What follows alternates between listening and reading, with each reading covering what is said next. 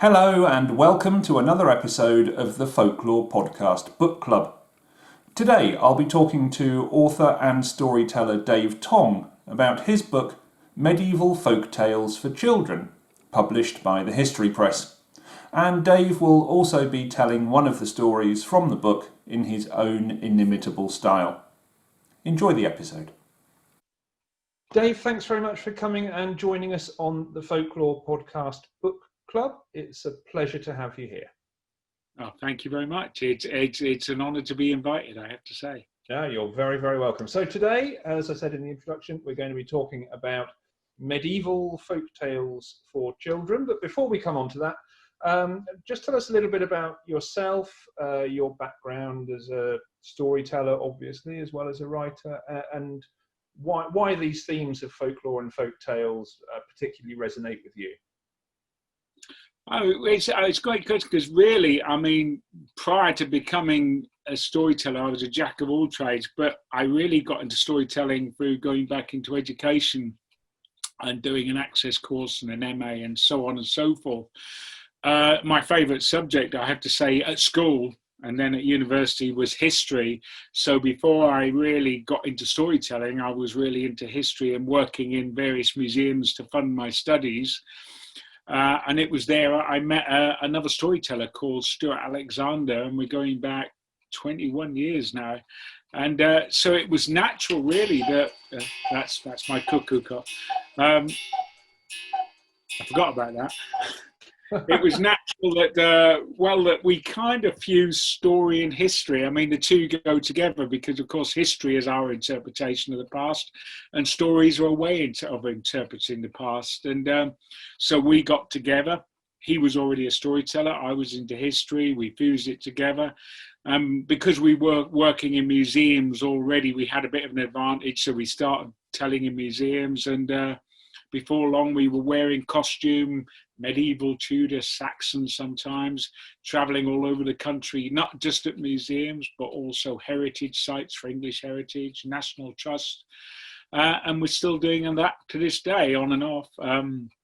Stuart and I don't work together that much anymore, but we still meet up for festivals like the big Robin Hood Festival, which is held in Sherwood every August, normally anyway. So yeah, costumed historical storytelling is where it started, and we travel the land as past imagined, and now we work apart, and I'm the yarnsmith, and I don't know what he is, to be honest now, but yeah. So there's always been history in my stories. Before I started writing them, I think I realised very quickly that that stories teach us a lot more about the common folk, the people that we can't really get to in court records, than anything else, because of course these are the stories that they love, so they're going to reflect their aspirations, their ideas in some way. Well, that's what I believe. Yeah, and storytelling is a great way of teaching as well, isn't it? And this is a fantastic book, I think, for making history fun for kids and bringing it to life. And you divide this book into 7 sections, don't you? Yes. Aside from section 8 being the end.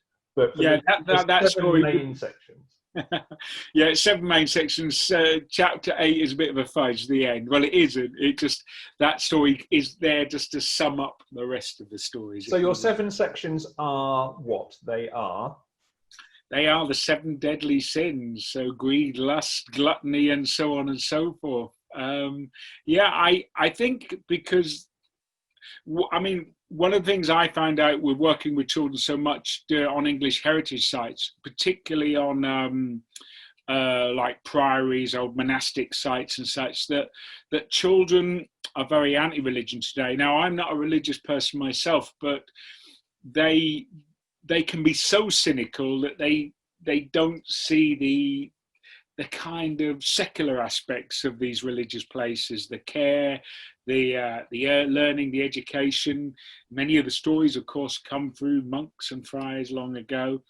And so I was very keen. I developed ways very early on in my storytelling to bring children into not religion, but well, yes, religion, but more how it it reflects communities at the time. And so there's, I very early on, I was doing stuff as a pilgrim and talking about a magic feather. Imagine if you felt this feather could cure any ills, and devising little hooks that could bring children into the mindset of people long ago, when of course their lives were dominated by religion.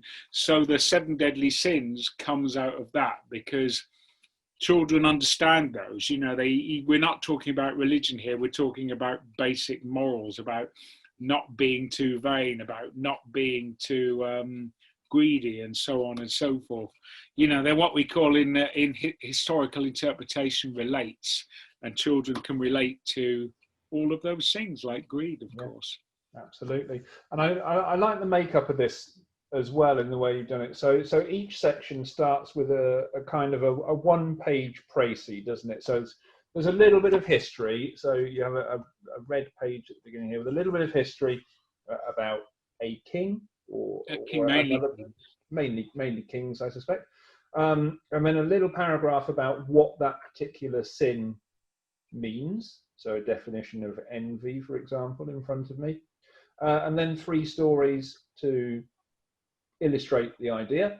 And then each story ending with a little rhyming couplet, which I think are great fun. And also, as a parent or as a reader, I guess, are a good way of just kind of checking back and going, so did you understand what that story was about? Does this make sense as well?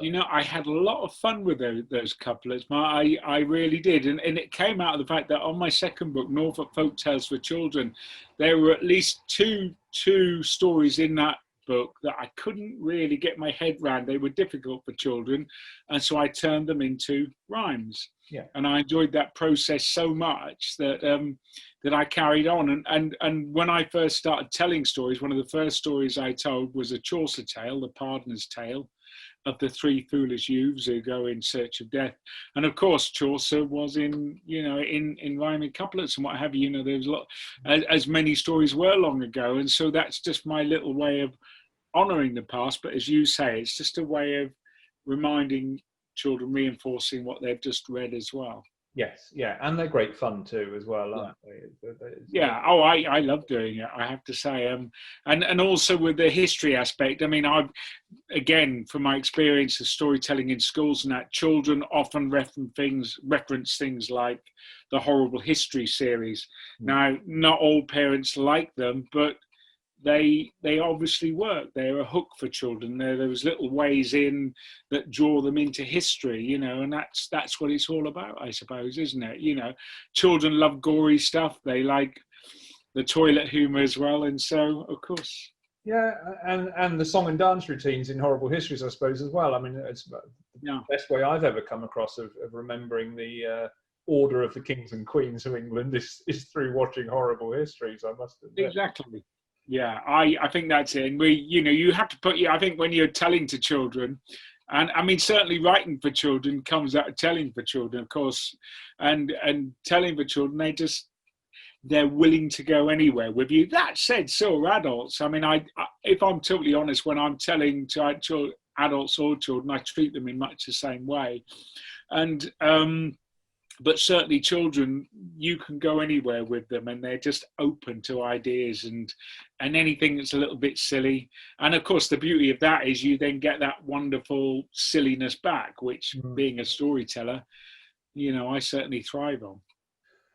Tell me a little bit about the way that you've collected these stories and the provenance of them, because there are stories in here which are very well known. So, Reynard the Fox, for example, is a very well-known folk tale.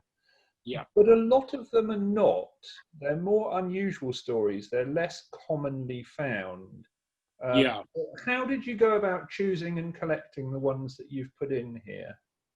I mean, that actually comes from the fact when I first started storytelling, I was very keen to either find stories that weren't really out there, anyway, or at least really adapt the ones that were out there into my own style. You know, I wanted people to be a bit surprised by them.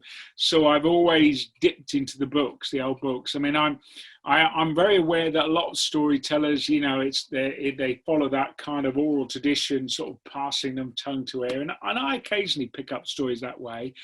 But I suppose it comes from my academic background. I do like to dig into old books. And I found very early on, I could go to a charity shop and I could find like an 18th or 19th century collection of tales. Now, if I'm totally honest, I could go for a very heavy volume. It would take me days to get through it. And I might find just one story, but that one story will be... So I've always tried to do that.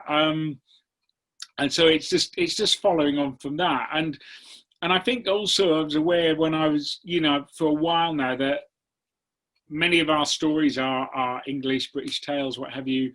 They obviously come from other lands, or they're adapted from stories from other lands. And so I've always followed that as well. I've been following that trail, and it's something I'm very keen to keep following. So these lovely ancient collections like the Seven Wise Masters and so on and so forth. And of course, now with the internet, you can find transcriptions of a lot of these online, you know, so it's hard. I'll be fair, because some of those stories just don't work. Certainly they're very difficult to tell. And you sort of, in some ways, that's where the books come in, because there are some stories in that book that I probably wouldn't tell because they're just too difficult. Yeah. Yet as the stories in books, they do work. Yeah. Does that make sense? I hope it does. It's yes, it absolutely does.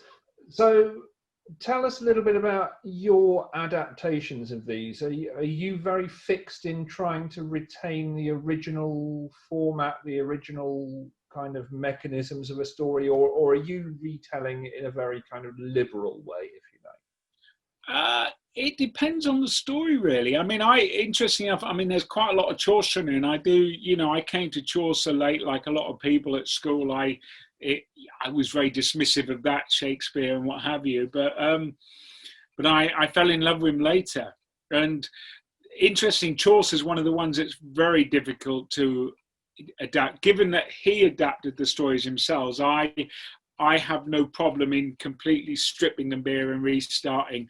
I do keep little elements such as the names he used in his version of stories, but the problem with Chaucer is that he introduces lots of different characters at lots of times. So in terms of telling a story, and I carry that through to writing a story, I tend to sort of strip them bare a bit and introduce everyone at once, and you know, there's a challenge there to, you know, to make it work, especially for younger children.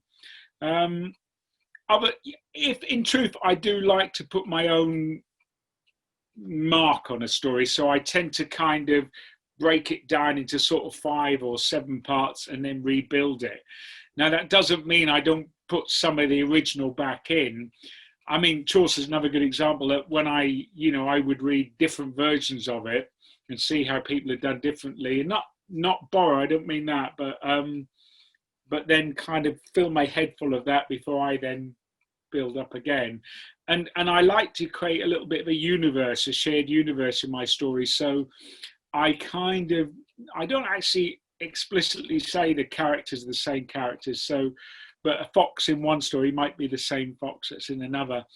And because I tend to use quite a lot of archaic language as well, and alliteration, that kind of fills those gaps. It gives it the history back, if you will, if that makes sense. You know, yeah. Like a sense of the past as well. Are you doing that for that reason, or are you trying to introduce your target audience, which in this case is children, to those ideas, you know, alliteration, the more archaic language, or is it a case of trying to resonate a bit with the originals and put that idea across? Yeah, I mean, it's mainly because it's fun and children and adults pick up on that and they like it. But certain things like, you know, even, you know, if I use an archaic word, I will then back it up with a modern version of the word. But and again, people tend to like that. I think, you know, it's my view that most people come to storytelling as escapism. You know, they really want to free themselves from this modern world. So anything I can do to help with that. So setting the scene, you know, I mean, obviously a lot of the time in my heritage stuff, I'm wearing the costume anyway. But even if I'm not, I like to kind of really give people a flavour of long ago. I mean, obviously I'm not going to tell my stories in Old English or Middle English because A, I couldn't do it, and B, people wouldn't be able to understand me. But at least I can hint at that with the way I tend to talk. And it's become such second nature in me. I tend to talk like it most of the time anyway, you know. I sort of talk about coin rather than money, or many different examples like that. I don't even know I'm doing it most of the time. But yeah, I think it's for fun mainly, but then people do pick up on it. And if children come to me afterwards and want to talk about that, that's great, because to be honest, I love it. I'm very lucky that in a lot of the work I do in heritage, it's not just a case of telling a story and going away. You tend to be around afterwards to chat and answer people's questions about the stories, how I tell them, you know, what certain things mean if they didn't pick it up in the story. And so, you know, it's just a way of flavouring, I suppose, flavouring the story above all. And the book as well is very beautifully presented, as I have to say a lot of books put out by the History Press are, I can say this, I suppose, as a History Press author with a slight amount of bias, because I really love the presentation of mine as well, but we're not here to talk about that. But the illustrations are fantastic, and of course I'm just going to hold the front cover up as an example, very historically accurately represented, if you like, because they're all done in the style of illuminated manuscripts. Tell us a little bit about your illustrator. Well, that comes out of the fact that I've always been interested in things like the Luttrell and Macclesfields, I believe it is, Psalters anyway. And I did actually quite early on, I put together a whole storytelling performance around the Luttrell Psalter, because most of the images in there, although of course it's a religious book, primarily it's many of the images are secular and quite humorous. And so it just opened up a whole world of being able to work those pictures into folk tales. I mean, they reflect many of the folk tales from that time. And I'm very lucky that my partner Kim is an artist. She teaches art. So we first worked together on my first book, Tudor Folk Tales, where she reproduced woodcut images. And so it was natural that she would do this one as well. And it's very nice because the illustrations, rather than me writing the stories down and then illustrating them afterwards, we were working on the illustrations at the same time as the stories were being written. So they could really, I mean, they're all based on original images, but we subtly changed them here and there, you know, and just add our own details if we need to. Yeah, and I mean, there was always a lot of humour in the illumination of manuscripts anyway, wasn't there, in the way that they were done? I mean, I have randomly picked an example just by sticking to it. What's lovely about that, we came across another little collection of illuminated manuscripts where they did use the border like that, and I'd never seen anything like this. So there's another, the story of the cow that comes home, where the couple are sitting on the edge of the border milking their cows, and that's based on a very, you know, on a similar image, and it shows such a freedom in the people at that time. You know, I think we always do people in the past a disservice. We think that they were very regimented, that they all doffed their caps and did exactly as they told and were quite serious because, of course, of religion. You know, they lived in a very religious world, but they knew how to have fun. They had a laugh. You know, you get a sense that when some of these people were doing these illustrations, that, I mean, let's face it, they took a long time. They needed to ease the pressure of that, and they had fun. I mean, same with all the Tudor scripts, you know. Sometimes you'd see when I was doing my MA, when I was going through Tudor documents, where a bored scribe would roll his thumb in the ink on the side of the page, or do some of them very rude doodles, and you know. And I think we should celebrate that more. So the stories and hopefully the illustrations do that, really, that freedom that people They absolutely do, and they are reflective of that kind of style as well. There's a lot of toilet humour in this book, isn't there? Let's be honest. And There is. A, it's for children, and B, these are medieval tales, and there was quite a lot of that in those stories anyway, wasn't there? Yeah, I mean, there are some, like, you know, some of the Trickster tales, forgive my pronunciation here, Eulenspiegel, the German Trickster. I mean, some of his stories are just so extreme. I've never done anything with them, because that's all there is. You know, it's just very. I mean, you get stories where people are beaten to death with medieval versions of toilet seats and all sorts. It's very strange, but yeah, I mean, there's one of my favourite stories in that book is one that I found. It's a Chaucer story. It's one of the lesser known ones, about the friar who goes, who's begging for money, and a man who's dying tells him to reach under the covers, and of course, instead of giving him money, he farts in the friar's hand, and the friar has to work out how he can divide the fart. I worked that up when I first started storytelling to tell. So we're talking about nearly 20 years ago, really. And I never had the courage to tell it. But it worked so well in the book that now I've got no excuse now. People do it. And I've told it numerous times over Zoom as well.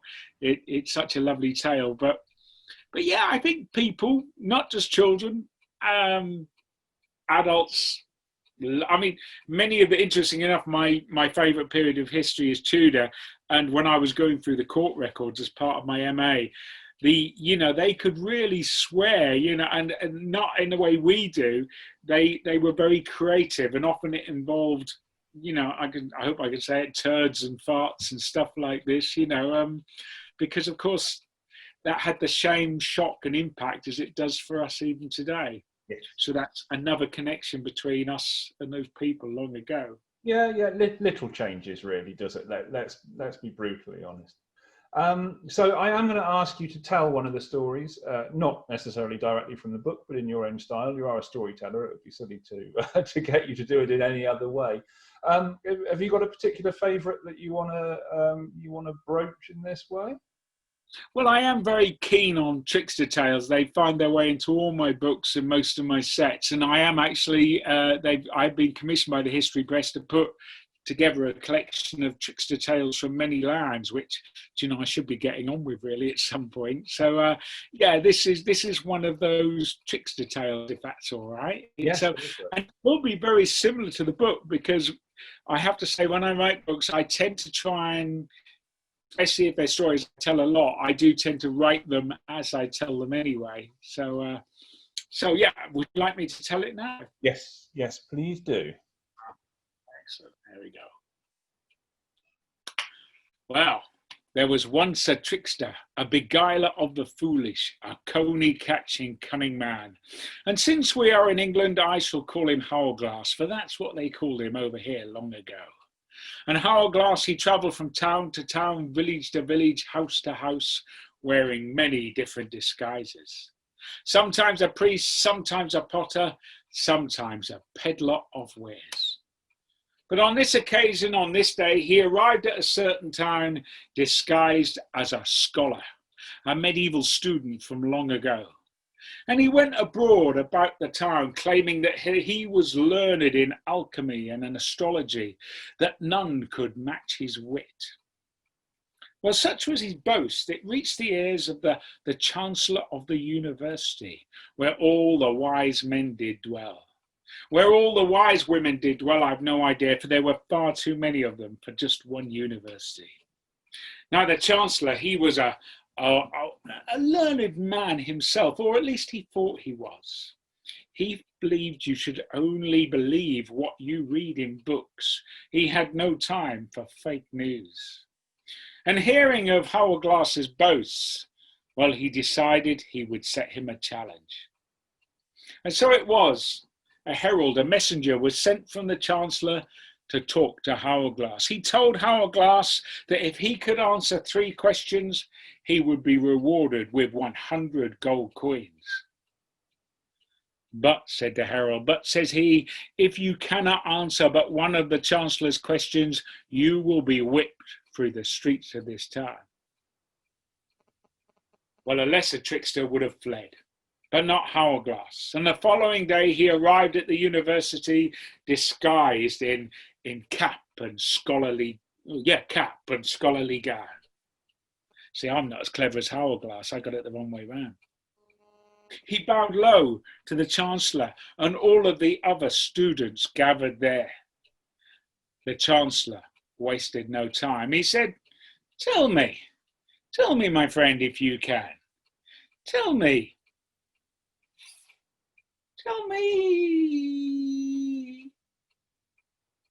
how far is it from the earth to the moon? Well, Hourglass, he smiled broadly, for the answer was easy. He said, why, it's exactly the same distance as it is from the moon to the earth. Well, all of the students laughed loudly, although the Chancellor did not, for he knew Hourglass spoke true. He could not argue with that. And so he asked his second question. Tell me, says he, tell me if you can. Tell me how many hairs there are in my beard. And he pointed to his big bushy beard. Hourglass smiled broadly. The answer is easy, says he. Stepping forward, he plucked one of the hairs from the Chancellor's bushy beard and said there is exactly one less now than there was 1 moment ago.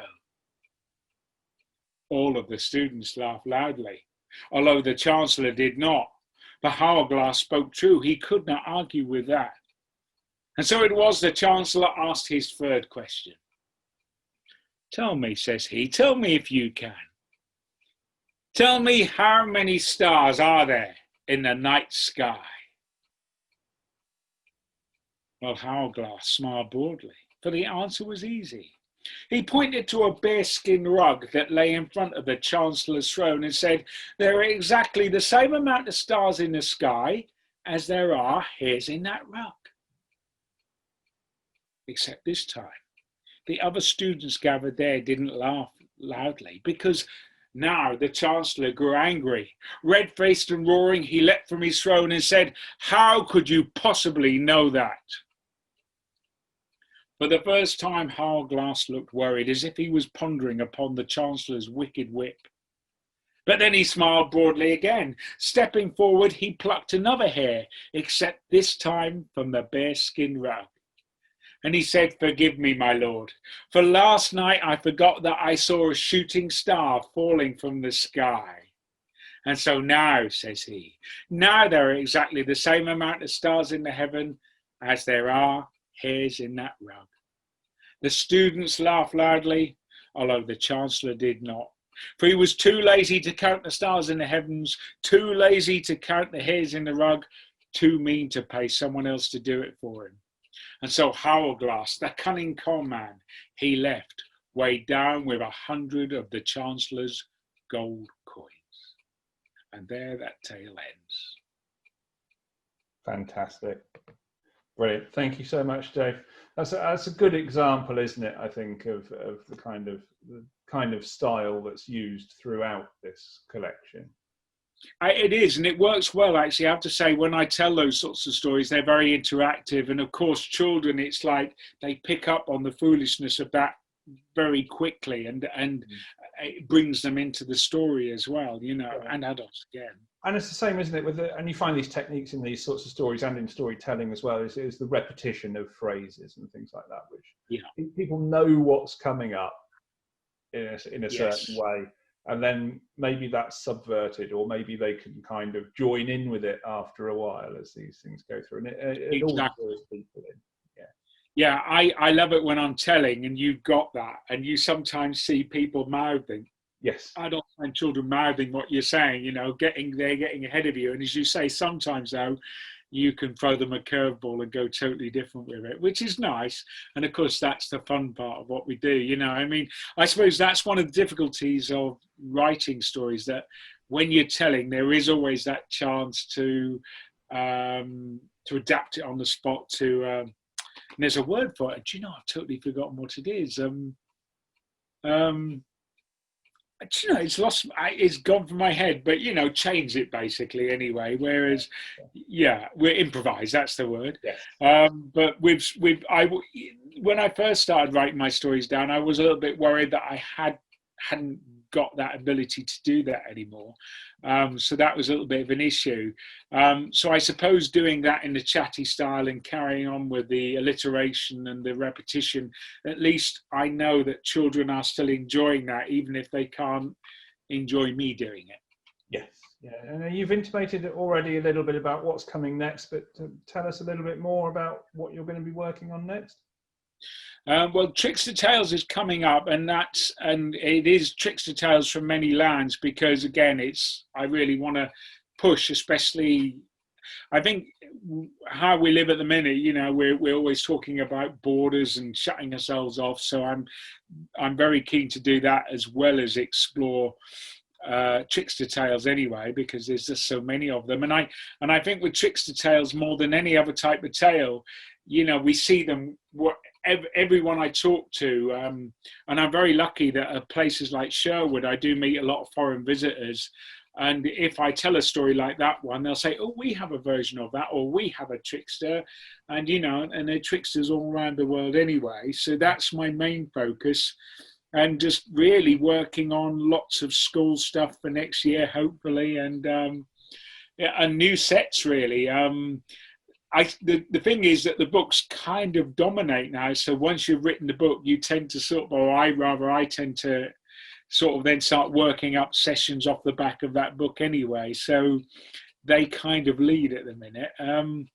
It's mainly, I was meant to be doing quite a bit of storytelling abroad this year before the lockdown for a company based down in South America, and I was going to go to Chile and China, and hopefully I'll be doing some more of that next year, in which case I might be able to bring some stories home with me as well. Oh, I'm sure it's a good way, isn't it, of being able to collect other people's stories as well as sharing your own, which is what it's all about, isn't it?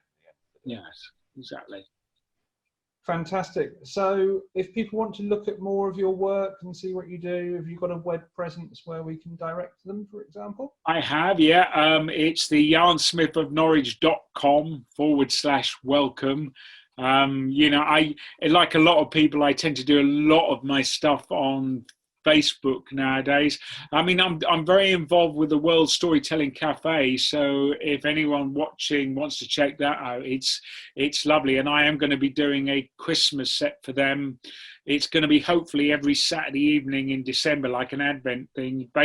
One of the characters in my book, who actually features on the front cover, there he is, Sir Cleege and the Christmas Cherries. I did, off the back of that book, I worked up the story of Sir Cleege and the Christmas Cherry, but created it, or rather adapted it into a frame story, as Chaucer would have done, so he's traveling the land, taking these Christmas cherries that he's grown. I don't want to spoil it. He's taking them to his old master, the King Uther. And on the way, he meets lots of other people. He swaps cherries for tails, basically. So that's how the framing narrative works. And I'm doing that in 4 parts on the World Storytelling Cafe. So that's definitely one to go to, because you'll meet many wonderful storytellers, including Tom, who you had recently, Tom Phillips. He's doing some bits and pieces for them as well. Yes, absolutely. Tom, the author of Forest Folk Tales for Children, which we have covered on the book club, as you say. Brilliant. Thank you so much for coming on and taking the time to talk about your work, Dave. Medieval Folk Tales for Children, as I said, is published by the History Press. It is available from the History Press on their website through normal book channels. Your favourite bookshops will have it. Is it also available as an ebook as well? Is it also available as an ebook? It is going to be at some point, yes, but not yet. Awesome. So for now, you can get a print copy from yourself as well? Yes. People can, through my website, you can contact me directly, and I can sort out a signed copy of that in any of my books. So, yeah. So as always, if you can, go directly to the author first, because you'll get a signed copy or a dedication, and authors like it when you buy books directly from them. otherwise from the publisher or from your favourite, preferably independent bookshop or the normal channels. You'll be able to find it in all of those. Dave, thank you so much for coming on. It's been an absolute pleasure to listen to you tell and to talk about this book. Thank you. Thanks very much, Mark. It's been a pleasure. Thank you. My thanks go to Dave for joining us on the book club today to talk about his book, Medieval Folktales for Children. The Folklore Podcast website has more booky information for you at www.thefolklorepodcast.com, where you can find reviews of the books that we discuss on the book club and many others, and other folklore book-related resources. If you enjoy all of the free content put out by the Folklore Podcast, both here on the book club and on the main podcast feed and on the website, then don't forget that you can support us for as little as $1 a month via our Patreon page, where you can find other extra resources, bonus content, and a lot more. You can also make a one-off donation on our website at www.thefolklorepodcast.com. All of your help is greatly appreciated.